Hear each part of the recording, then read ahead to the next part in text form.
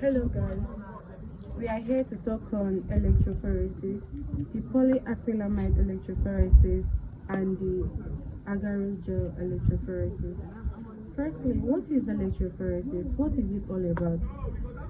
Electrophoresis refers to the separation of charged molecules based on their mobility in an electric field. This is certainly used technique employed for various preparative and analytical purposes, including separation, purification, and characterization of nucleic acid, that's DNA or RNA, and proteins. It is a simple, fast, and highly sensitive technique in which a mixture of charged molecules are allowed to migrate under the influence of an electric field toward the respective electrode, either freely or through a supportive medium such as gel with saving property while migrating. The separation of charged molecules from one another takes place depending upon the difference in their size, shape, and change. We have the polyacrylamide electrophoresis, which my colleague will talk about that, and we also have the agarose gel electrophoresis. I'm going to talk about how to prepare agarose gel electrophoresis. Step 1, number 6. Pour the gel. Pour the agarose molten into the casting tray slowly to avoid bubbling. The next step is what? Insert the comb. Insert the comb at one end of the tray. Then the next step is what? Let it solidify. Wait for about 20 or more minutes to get solidified.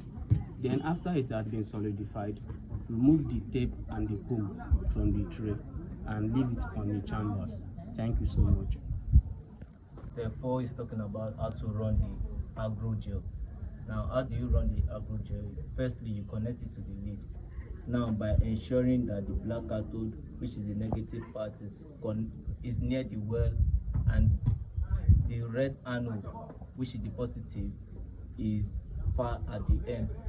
Secondly, you have to make sure that you put on your power supply by setting a voltage of 80 to 120 volts. Thirdly, you have to observe the die front.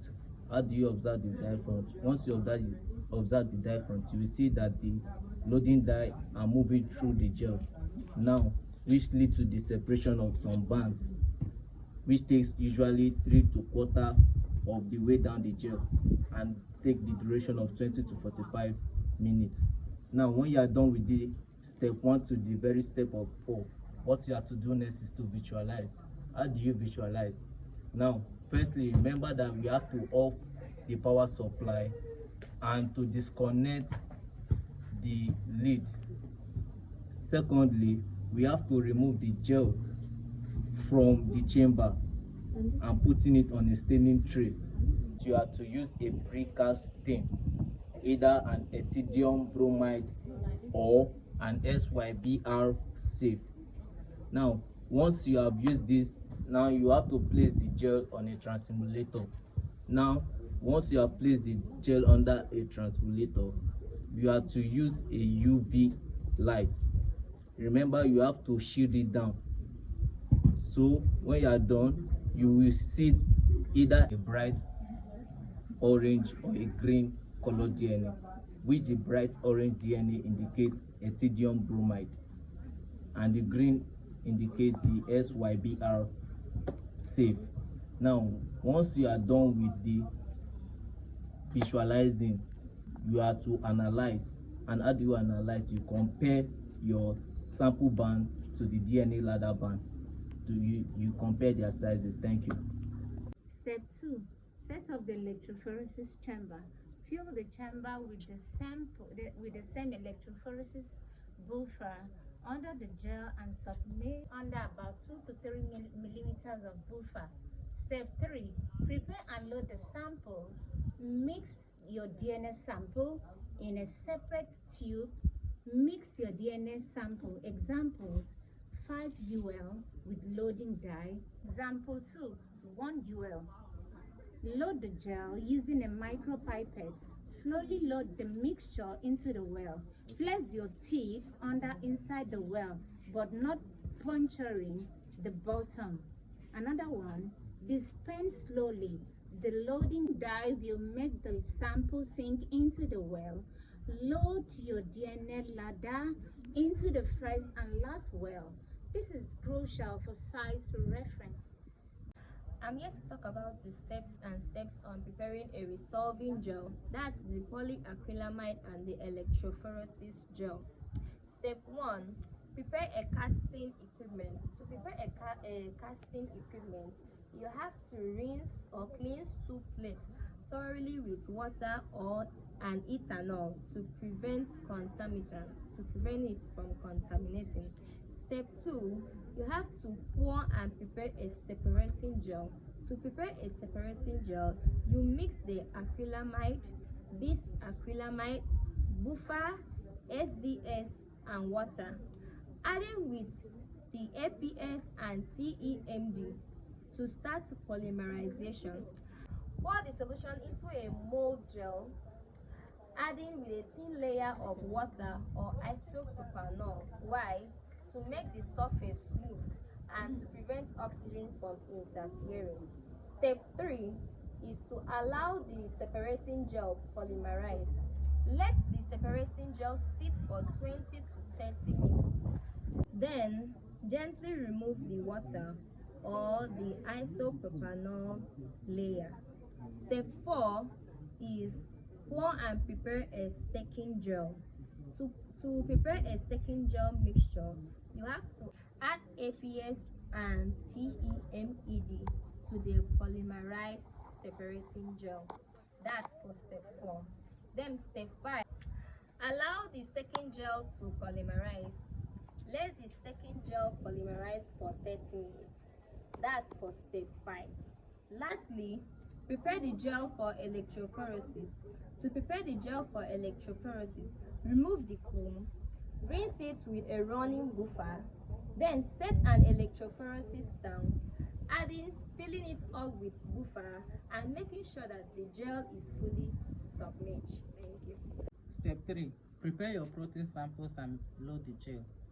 Mix the protein samples with an equal volume of 2x Lamley sample buffer, which contains your STS. Your STS is your sodium didecyl sulfate, your glycerol, your bromophenol blue, and your beta-mercaptoethanol. Then you denature the protein samples. How will you denature your protein samples? By heating them at 90 to 100 degrees Celsius at 5 minutes at the heating block. Then you set up your electrophoresis apparatus. Place your polymerized gel cassettes into the chambers and fill in the inner and the outer chambers with the running gel. Fourth step to take is then to carefully remove your comb. Then after removing your comb, you load your gel. How are you going to load your gel? By using gel loading tips. You can load your denatured proteins and also load your protein ladder into the well. Step 4. The first step we are going to take in this electrophoresis is to run the gel. First, you have to connect to the power supply. Then you run the gel. You start at a lower voltage, like 80 to 100 voltage for the through the stacking gel, and increase it to 120 to 150 voltage through the resolving gel. Run the gel until the dye front, that's the bromophenol blue, resolve to the bottom of the gel. This can take up to 1 to 2 hours. Then, the last step to take in running a polyacrylamide gel electrophoresis is what we call the visualizing and analysis. First, we have to turn off the power and disassemble the electrophoresis apparatus.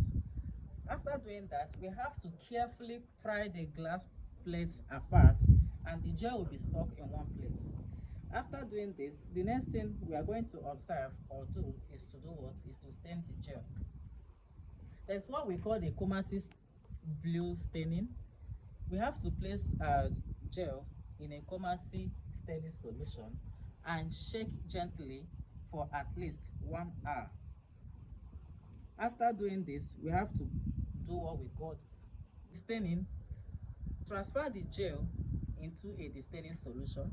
A destaining solution can be a methanol, a destaining solution can be an acetic acid, a destaining solution can also be a water. Then after doing that, we have to change the solution a few times. We will continue to change until the background will become what? Clearer, and the protein bands will become visible. And remember that during our chromacy blue staining, that the dye binds the protein. Then the next step is, and that is the last step of this part, is what we call to take our analysis. How do we take our analysis? We have to compare the distance between the protein bands and the distance between the protein ladder. Then we have to estimate the molecular weights. Thanks.